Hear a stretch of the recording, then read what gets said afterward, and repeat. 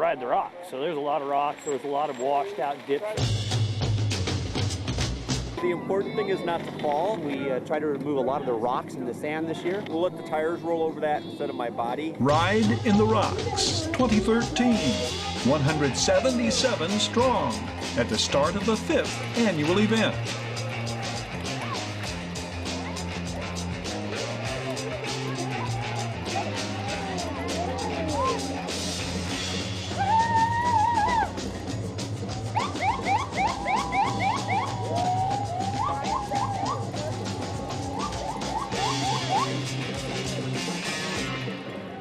Big Bear Lake's Derek Herman, the first to finish the 22-mile Challenger course. You know, the course was really good. They added some new single track that I'd never seen before, and quite a bit of it was very technical. We added a couple miles to it.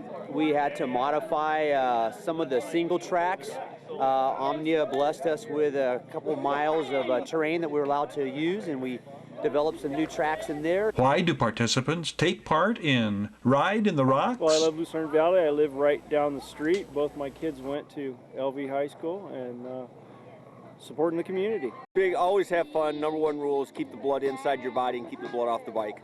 Other than that, I'm looking for great weather and lots of good people to ride with. This is my second time.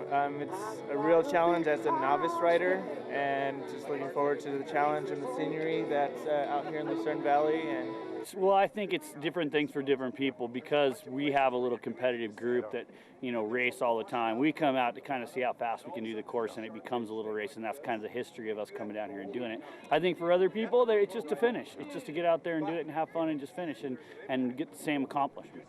This 5th annual affair drew the highest number of participants yet. Bikers tackling the 22-mile challenge course, others hitting the 10-mile tough course, and the Team 10. Bikers are to gather the first 8 miles of the course before breaking off onto team or challenging stretches, like this point, crossing Meridian on their way to Tarantula terrain. Walkers, joggers, families, bikers, young and old, one and all greeted with an enthusiastic reception at the finish line. Unique among those pedaling, unicyclist Dan ZURMUHLEN. This is the first actual organized road race, bike race, or trail race that I've ever done. I rode the 10-mile course. There was some sandy bits.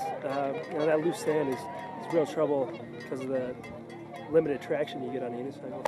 Derek Herman is the owner of Bear Valley Bikes. I had a distinct advantage over like the other guys that were in the league group because I was the only one on a dual suspension bike.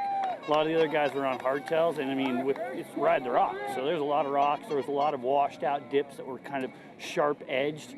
So it definitely, and then me and my teammate kind of got away, and then we worked together, and I kept putting the screws into him as much as I could, and then at the end he just kind of let me go. But we ended up working together, and we had enough of a gap that, you know, it just carried it all the way to the finish. At the event, demonstrations of Striders balance bikes for the beginners. Ride in the Rocks is sponsored by the Mitsubishi Cement Corporation Educational Foundation, with all proceeds benefiting schools in Lucerne Valley.